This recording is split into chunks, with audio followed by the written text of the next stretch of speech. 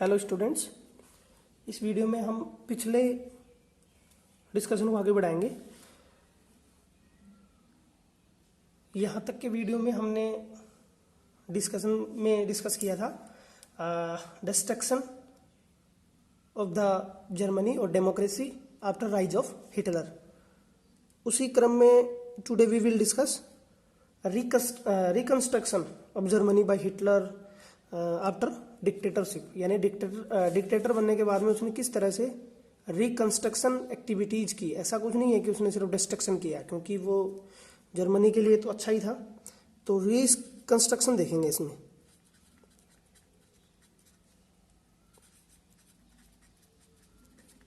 Reconstruction of Germany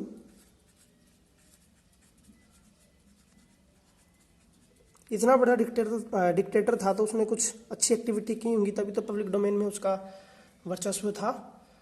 तो Hitler ने क्या क्या किया देखो, हमने डिस्कस किया था कि द ग्रेट डिप्रेशन आया था 1929 में।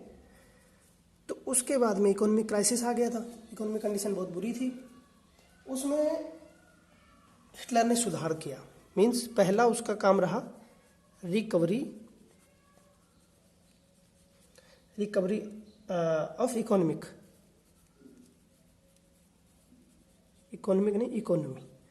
Recovery of economy. इसने क्या किया कि इसमें रेस्पॉन्सिबिलिटी दे दी उसने। उसका जो तत्कालीन फाइनेंस मिनिस्टर था हेजलर शचेट, जर्मन नाम है, H.J. हेजलमर।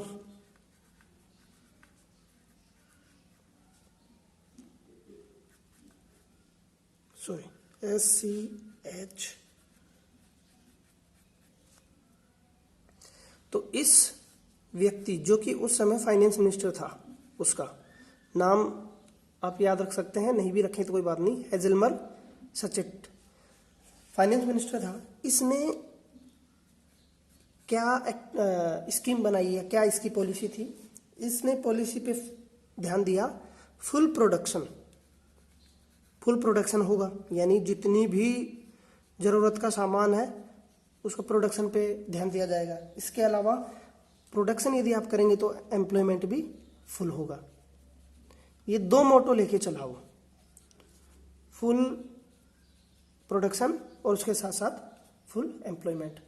अब ये दोनों कैसे इंश्योर करेगा वो इस चीज़ों को इंश्योर किया उसने state funded work creation programme. Means इसने इस हेजलमर सचेट को जिम्मेदारी दी गई। He was entrusted with the responsibility of recovery of economy by the Hitler. और उसने किस तरह इंश्योर किया? Full production, full employment with या through state funded work creation programme. तो ये उसकी पॉलिसी का पहला काम था।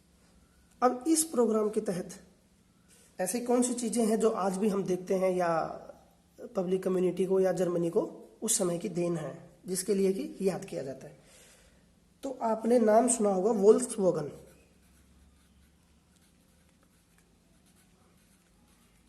कितने बच्चों ने इसका नाम सुना है? वोल्क्सवैगन एक कार कंपनी है। ये उसी समय के एस्टेब्लिश की गई है, यानी जर्मन में जब हिटलर का राज था उसी समय इस कंपनी को एस्टेब्लिश किया गया था। कौन से प्रोजेक्ट के तहत? State funded work creation program. इसमें क्या होगा कि स्टेट इसमें पूरा पैसा देगा और प्रोडक्शन होगा कार का, और उससे एम्प्लॉयमेंट भी जनरेट होगा। और इसके अलावा एक फेमस हाईवे है वहाँ, जर्मन सुपर हाईवे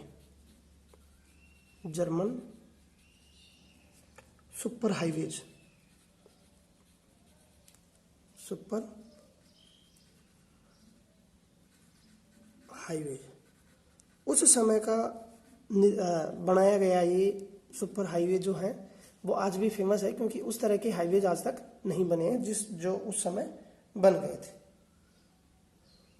उस समय वोल्क्सवैगन को ये नारा दिया गया था कि ये पीपल्स कार है, यानी आम जन की कार है। तभी तो लोगों में जब इस चीज़ को लेकर इंटरेस्ट होगा तभी तो फुल एम्प्लॉयमेंट और प्रोडक्शन हो पाएगा। अब दूसरा एस्पेक्ट हम डिस्कस करेंगे। ये तो हमने रिकवरी ऑफ इकोनॉमी हो गया। दूसरा था उसका फॉरेन पॉलिसी।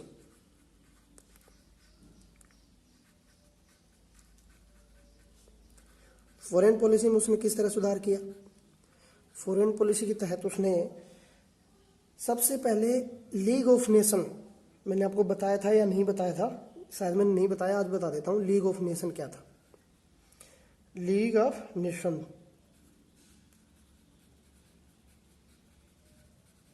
देखो, लीग ऑफ नेशन के लिए मैं थोड़ा सा आपको बता देता हूँ।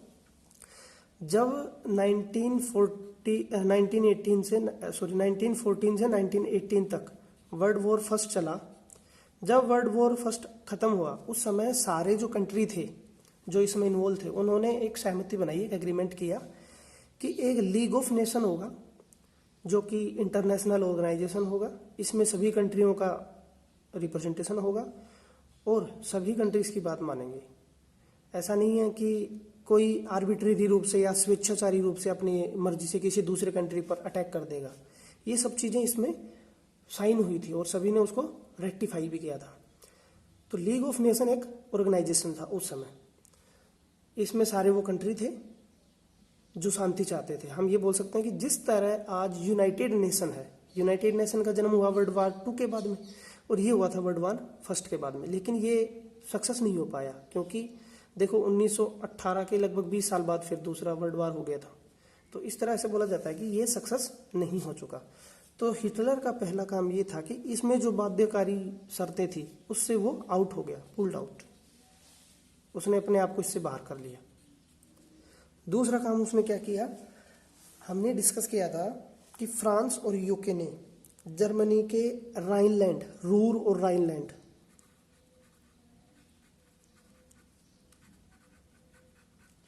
देखो ये इससे बाहर हुआ था 1933 में, और राइनलैंड जो ऑक्यूपाई कर लिया था फ्रांस ने, उसको उसने दोबारा से री ऑक्यूपाइड कर लिया, री ऑक्यूपाइड। कब? 1936 में। तो जर्मनी के हिसाब से तो अच्छा ही था ये। इसके बाद में इसने दूसरा काम किया, integrated Austria and Germany. Integration बोल सकते हैं या integrated, integrated Austria plus Germany. Germany को और ऑस्ट्रिया को उसने एक किया। अब आप सोचो उस समय का जर्मनी और ऑस्ट्रिया कितना बड़ा एरिया उसके अंदर में होगा, कितना पावरफुल कंट्री वो बन गया था। ये 1938 में किया उसने। देखो क्रमवार कैसे ये चलता जा रहा है। और उस समय एक फेमस नारा दिया गया था हिटलर के द्वारा, या हिटलर के जो सपोर्टर थे, one people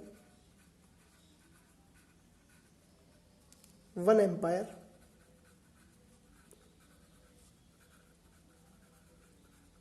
and one leader and one leader. उस समय का ये नारा इतना प्रसिद्ध था, इतना प्रचलित था लोगों में कि लोग जुटते चले जा रहे थे। जर्मनी की यूनिटी जो थी वो और भी पावरफुल होते जा रही थी। जब उसने अपने आप को इतना इंटीग्रेट कर लिया, इतना पावरफुल बना लिया, इसके बाद हिटलर का, देखो मैं आपको इसमें इम्पोर्टेंट जो तथ्य हैं वो बता रहा हूँ। इसके दौरान तो और भी कई चीज़ें हुई होंगी, लेकिन ध्यान रहे हम यहाँ सिर्फ इम्पोर्टेंट चीज़ों को डिस्कस कर रहे हैं। ये सब होने के बाद में उसने चेकोस्लोवाकिया, चेक आज अलग है, चेक अलग है, स्लोवाकिया अलग है। मैं आपको मैप में दिखा देता हूँ। ये देखो मैप की सहायता से आपको अच्छे से समझ में आएगा। ये आज का जर्मनी है, ये ऑस्ट्रिया था। उसने यहाँ तक का पूरा एरिया, ये बेल्जियम वगैरह, कुछ फ्रांस का एरिया आपस में मिला लिया था, स्विट्जरलैंड वगैरह को ऐसे। ये देखो चेक गणराज्य और आपका स्लोवाकिया नजर आ रहा होगा आपको। उस समय ये चेक स्लोवाकिया था ये। तो इसको यहाँ से उसने सबसे पहले इस पर अटैक कर दिया। अटैक करने के बाद में इसको इसने अपने अंदर मिला लिया। जब जर्मनी ने इसको अपने अंदर मिलाया तब ये सारे कंट्री जो थे, कौन से? यूनाइटेड किंगडम, फ्रांस और रशिया, और यूएसए, इधर यूएसए आपका, वो सारे चुपचाप इसको देखते रहे। तो उनकी ये साइलेंट क्या थी, उनको असेंट थी कि ठीक है आप कर लो, क्योंकि इनमें और इनमें भी नहीं बनती थी, ये दोनों भी लेकर आप आपस में लड़ते रहते थे। जब आपने पिछली साल पढ़ा होगा कि इंडियन सब कॉन्टिनेंट में अपने डोमिनेंस को लेकर इन दोनों में राइवलरी थी, ये दोनों आपस में लड़ते रहते थे। इंडिया में भी इन दोनों ने बहुत लड़ा था। आपने रॉबर्ट क्लाइव और टीपू सुल्तान को डिस्कस किया था, तब आपने ये चीज़ें सीखी होंगी। तो इन दोनों में बनती नहीं थी, क्योंकि इनका वर्ल्ड कम्युनिटी पर अपना आधिपत्य को लेकर इनमें टसल चलती रहती थी। तो यूके ने सोचा कि ठीक है, फिर ये सारा खतरा जो होगा वो किसके लिए होगा, फ्रांस के लिए। लेकिन ये भूल आगे इन सबको भारी पड़ी, इन सबको क्या, पूरी वर्ल्ड कम्युनिटी को भारी पड़ी। तो ये आपको मैं मैप की सहायता से समझाना चाहता था। तो इसमें आप लिख सकते हैं कि ही attacked on Czechoslovakia.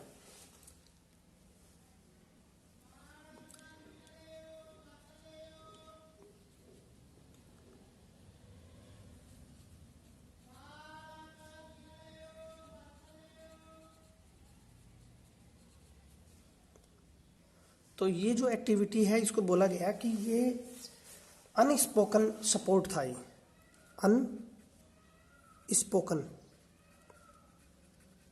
Support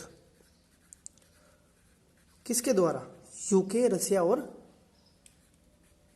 USA के द्वारा। किसके खिलाफ, फ्रांस के खिलाफ, क्योंकि इसमें डायरेक्ट इंटरेस्ट किसके प्रभावित हो रहे थे, फ्रांस के। इसी बीच जर्मनी के जो फाइनेंस मिनिस्टर थे, जो हमने डिस्कस किया था, उनका नाम था सचेट, ये एजलमर सचेट। इन्होंने, देखो यहाँ टसल होती है किस किस के बीच में, इसके बीच में और हिटलर के बीच में।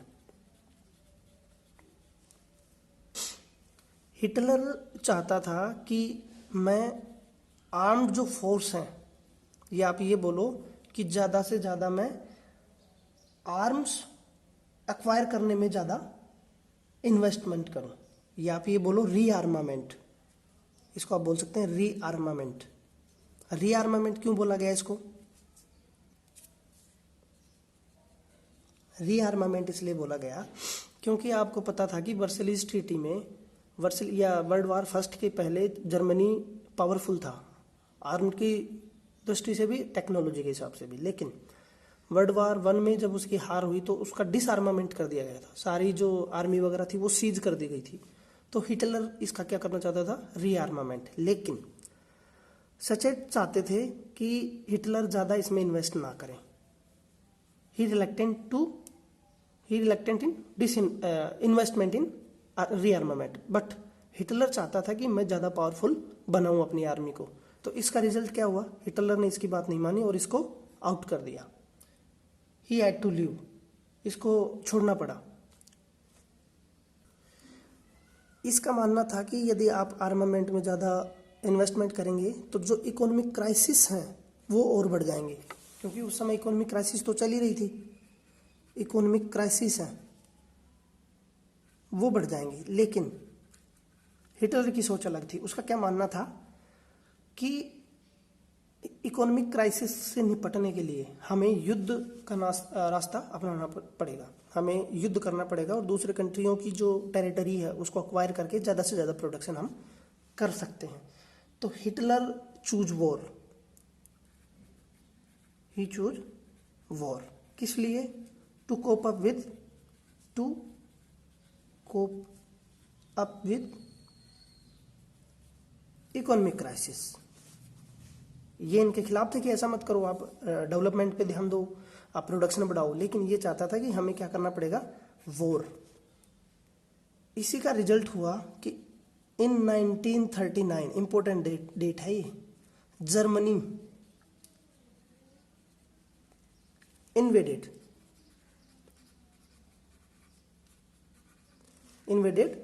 पोलैंड पर उसने अटैक कर दिया। मैं आपको पोलैंड का मैप दिखाऊंगा भी, उससे और भी आपकी क्लियरिटी आएगी। जब पोलैंड पर उसने अटैक किया तो फ्रांस ने जर्मनी के खिलाफ क्या छेड़ दिया, war. France started to war, साथ ही इसके साथ यूके भी उसमें मिल गया।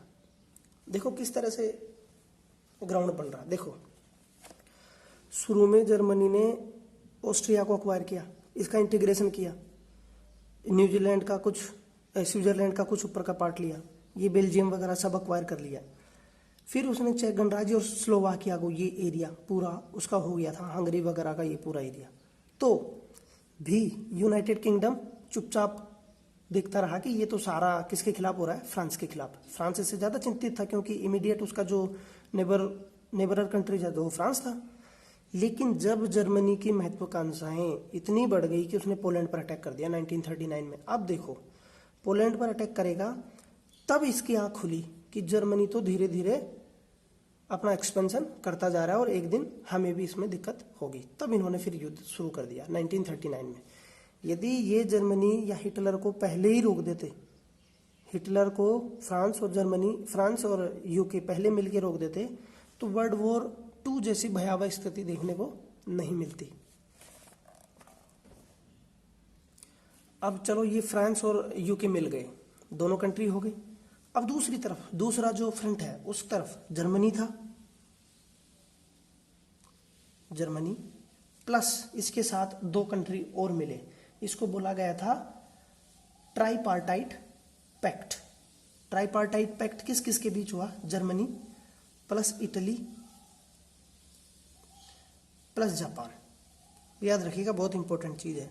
इससे पहले आपने 7th क्लास में पढ़ा होगा ट्राइपार्टाइट स्ट्रगल, कन्नौज को लेकर हुआ था ना, पाल प्रतिहार और राष्ट्रकूट। सेम यहां भी ट्राइपार्टाइट, आप लिख सकते हैं इसको, ट्राइपार्टाइट पैक्ट। 3 महाशक्तियों के बीच में क्या हुआ, समझौता हुआ। यहां हिटलर थे, यहाँ मुसोलिनी थे और जापान के भी लीडर कई थे, उनका नाम मुझे भी याद नहीं, या मुसोलिनी और हिटलर, ये 2 सारे मिलकर इन्होंने साइन कर लिया, यानी इनमें यूनिटी हो गई। अब ये पैक्ट जो था ये साइन हुआ था 1940 में, किसके खिलाफ, फ्रांस और यूके के खिलाफ। फ्रांस और यूके एक क्यों हुए, क्योंकि पोलैंड पर जर्मनी ने अटैक कर दिया था। इसी समय 1940 की बात करें तो ये समय वो था जब, देखो याद रखिएगा 1939 में शुरू हुआ है युद्ध, भूल मत जाना इसको। इस समय हिटलर जो था वो अपने चरम पर था पावर के रूप में। तो Hitler was pinnacle of his power, अपने पावर के वो चरम पर था इस समय। शुरुआती दौर में जब ये युद्ध चल रहा था, युद्ध काफ़ी साल तक चला था, 1945 तक चला था, 6 साल। तो शुरुआती दौर में हुआ क्या कि इन कंट्रियों का पलड़ा भारी था, वर्ल्ड वार फर्स्ट में भी ऐसा ही था। तो अब धीरे धीरे हिटलर की महत्वाकांक्षाएं बढ़ती गई। वो क्या चाहता था कि जर्मनी के पास ज़्यादा स्पेस हो, ज़्यादा फूड सप्लाई हो और जर्मन्स लोग अच्छे रहें। यानी वो क्या चाहता था, he wanted to ensure food supply। इसके अलावा space for Germans, more space for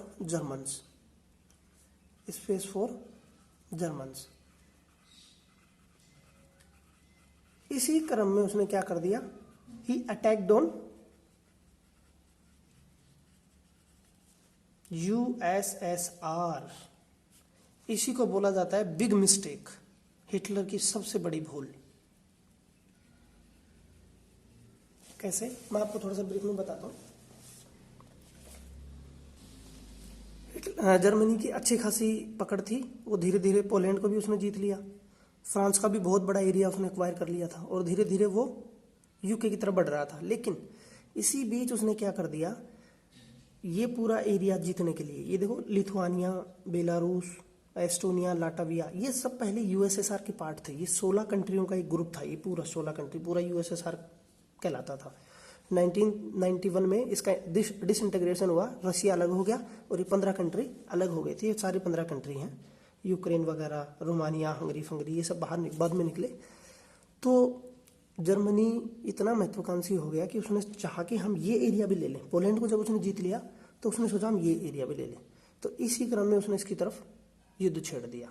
ये हिटलर की सबसे बड़ी भूल थी। भूल कैसे थी, इसके दो एस्पेक्ट हैं। जर्मनी इधर भी एंगेज कर रहा है फ्रांस के साथ, ये तो पूरा एरिया एक हो ही गया था, इधर भी वो दूसरा मोर्चा खोल दिया उसने, तो डबल फ्रंट जब उसके ओपन हो गए तो उसको दो तरफ एंगेजमेंट हो गया उसका। अब दो तरफ एंगेज होगा तो दिक्कत होगी। दूसरी बात, यहाँ का जो एरिया है वो कुछ डेजर्ट और कुछ बर्फीला एरिया था, तो यहाँ के जो सैनिक थे वो हैबिचुअल नहीं थे, इतने एक्सपर्ट नहीं थे कि ऐसे कंडीशन में वो जीत सकें या लड़ सकें।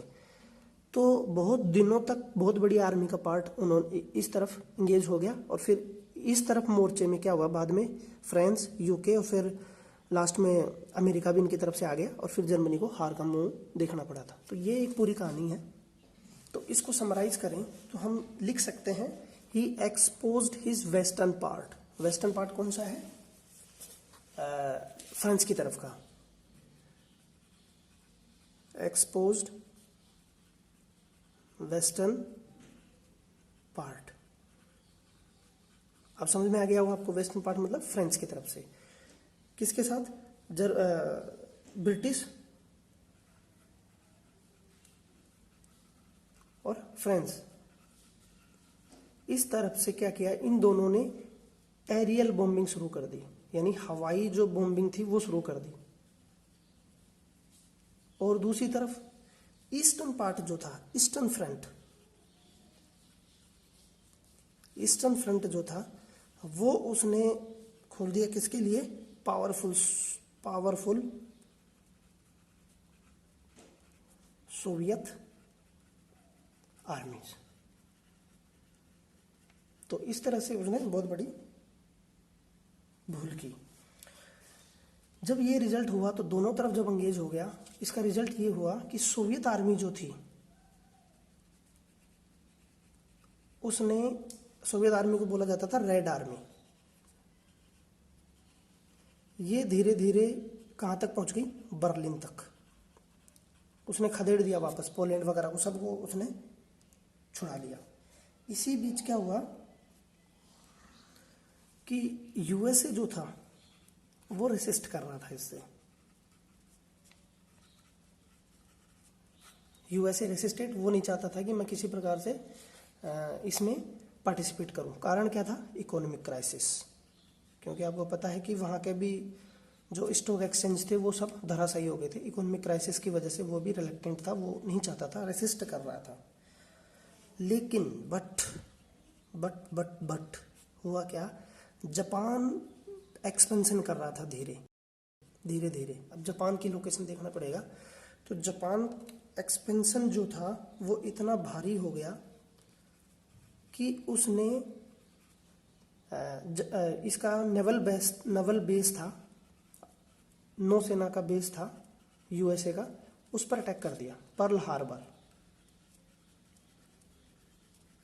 आपने बहुत लोगों ने सुना होगा पर्ल हार्बर पर जब इन्होंने अटैक कर दिया जापान के सैनिकों ने, तो फिर यूएसए भी इसमें कूद पड़ा। अब मैं आपको दिखाता हूँ कि किस तरह से जापान और यूएसए के इंटरेस्ट सर्व होते हैं।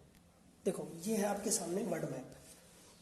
शुरू में देखो यहाँ यूएसए का लोकेशन है, यहाँ इधर से इधर आएंगे तो फिर, क्योंकि पृथ्वी तो गोल है ना, इधर से जब आप घुसेंगे तो निकलेंगे इधर ही, तो ये यूएसए है। इधर से जाएंगे तो ये यहाँ निकलेंगे, यहाँ जापान है आपका।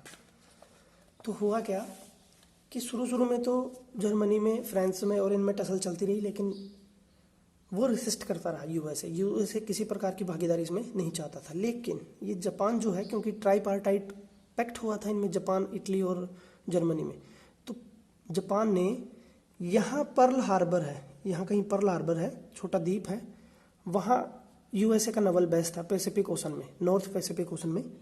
तो जापान की आर्मी ने इस पे अटैक कर दिया। जब उसने इस पे अटैक किया तो उनकी इंटरेस्ट किस प्रकार से एक दूसरे के खिलाफ हुए, और रिजल्ट क्या हुआ, अमेरिका इसमें कूद पड़ा।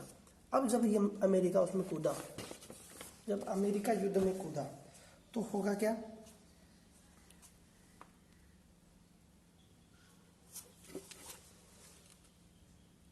रिजल्ट